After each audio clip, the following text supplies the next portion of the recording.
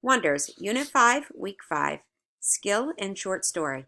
Our essential question for the week is, how do natural events and human activity affect the environment? Our genre for this week is persuasive article.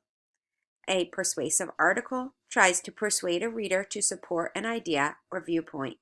They do include facts and evidence that support their opinion, and it may include some text features just like an expository text like charts and headings. But remember, everything is going to be there to support how the author feels about the article. Here's our story. Read two different views on the arrival of new species into the United States. It's hard to imagine life without oranges and chickens, which are examples of non-native species. A non-native species is something that is not regularly from the place that it lives. Should plants and animals from other places live here? Here's the first article. The new arrivals welcome. Non-native species are good for the economy, and they taste good too. So this is this author's point of view. They feel that it is a good thing. Some of America's most important immigrants are plants and animals, called non-native species. These creatures arrive here from other regions or countries. Non-native species are known as invasive when they harm the environment, our health, or the economy. Invasive species often take over a widespread area and overwhelm native wildlife. The population of some native species has declined because of a few newcomers, but the news is not all bad. We would be a lot worse off without some of them. In Florida, for example, about 2,000 species of familiar plants and animals are non-native.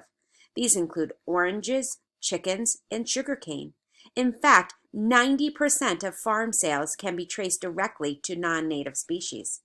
Non-native species help to control insects and other pests that harm crops. Some scientists identify a pest's natural enemy and bring in non-native enemy species, such as insects, to kill the pest. Killing the pest is a good thing, and an even better result is that pesticides use is reduced.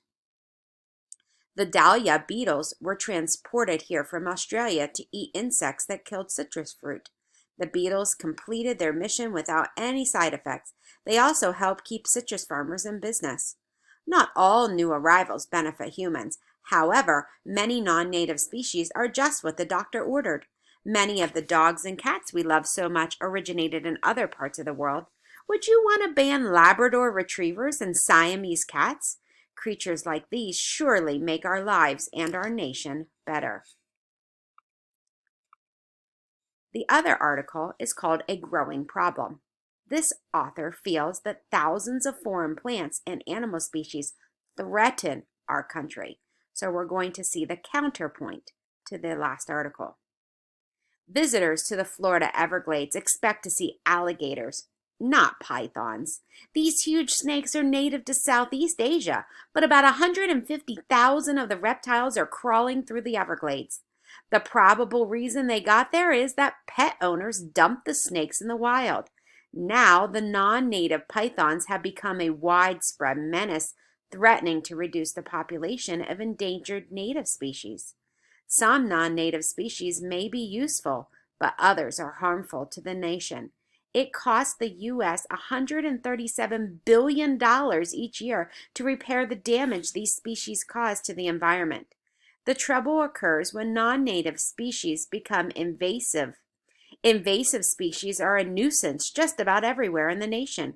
For example, the Asian carp, which was introduced unintentionally to the U.S., has been able to thrive in the Mississippi River and now threatens the Great Lakes ecosystem. Because of its large appetite, the population of native fish has gone down. Some germs are also invasive species, and they are especially harmful to humans. One, the avian influenza virus, came to the U.S. carried by birds. This microbe can cause a serious lung disorder in infected people. Some agricultural experts have introduced non-native species on purpose to improve the environment. However, this can sometimes create unexpected problems. 100 years ago, Malayuca trees were brought to Florida from Australia to stabilize swampy areas. Now millions of the trees blanket the land, crowding out native plants and harming endangered plants and animals. The facts about this alien invasion lead to one conclusion: we must remove invasive species and keep new ones from our shores. Non-native species benefits and costs. So here is a chart. Over the years, about 50,000 non-native species have entered the U.S. These 4 examples show the positive and negative impacts they can have. Horse. It is originally from Europe. It was brought to the United States on purpose in the early 1500s. They are used for work, transportation, and recreation. That is a positive impact, and a negative impact made large-scale wars possible. Here's a plant from Asia, early 1800s, brought on purpose. It stops soil erosion, is a positive thing, but it crowds out native plants is the negative. Olives, Mid-East and Europe, brought in the early 1700s on purpose. A major food and cooking oil source, it's important industry in California. The bad part about it is most olives must be imported because they do not grow everywhere. And then we have a Mediterranean fruit fly, came from sub-Sahara Africa. In the 1929, it was brought accidentally. And a positive thing, it may be a food source for creatures such as spiders. A negative, it destroys species of plants, including citrus and vegetable crops. This community is trying to control invasive Malayuca plant that has taken over the marsh. So they're telling you to be careful and to help control that. One of our comprehension strategies is, as you're reading, you should be asking and answering questions to yourself. We've been working on that all year. Our comprehension skill is author's point of view. We've talked about author's point of view and regular point of view. Remember, the author's point of view is how the author feels, the author's opinion on the story. We read 2 different authors' opinions on non-native species. Watch a short video to remind you about author's point of view.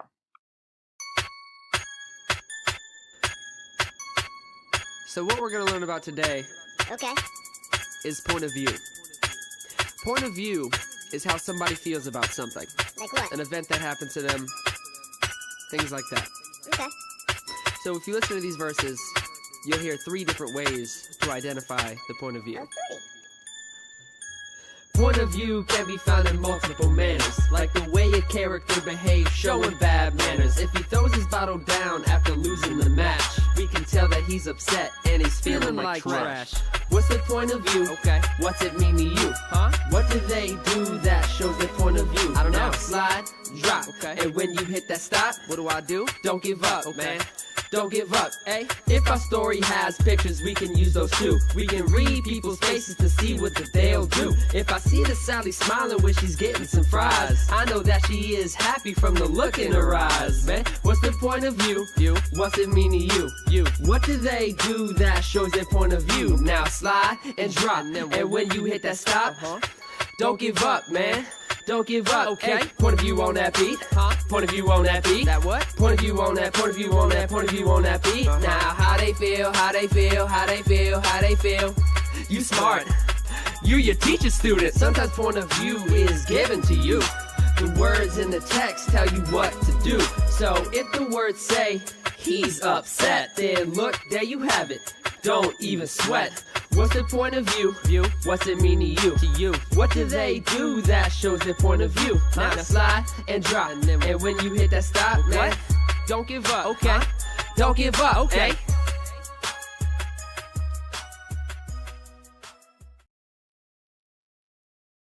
So in a persuasive article, the author's point of view is the author's position or opinion on the topic. To identify the author's point of view, look for the author's word choices, reasons, and factual evidence used to explain the argument for or against an idea. So here In the story, A Growing Problem, the author opposes or is against non-native species. And some of the things that they do is just the title, A Growing Problem. They say they threaten our country. There are 150,000 pythons and that they're a menace.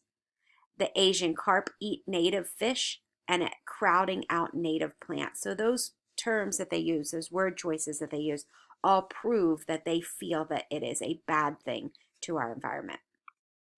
Our vocabulary strategy is to look at root words. Root words help us give the meaning of the main word. Knowing the meaning of a root is a key to recognizing and understanding many words that share that same root.